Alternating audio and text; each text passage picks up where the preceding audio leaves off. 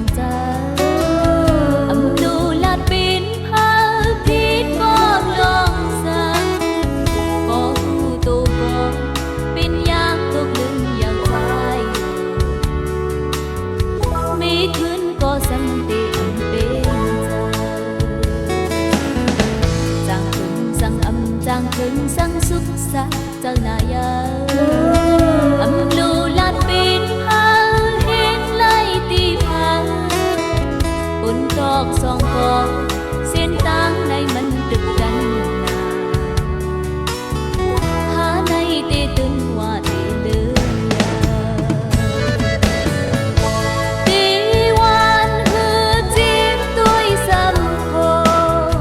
ในมันในน้องอำลามลายตีความจะคำจะอยู่ก็มี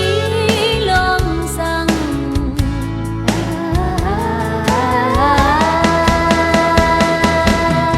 ตีทิมเป็ดก็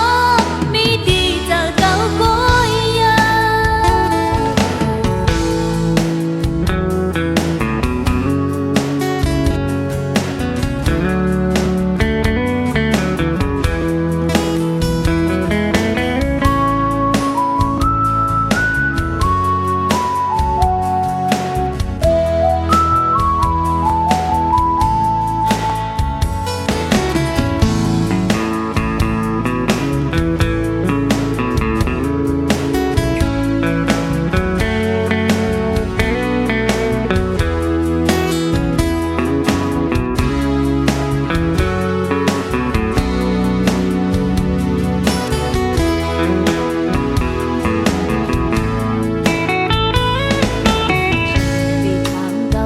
ปีทางเผาวันหนึ่งตีปองใจ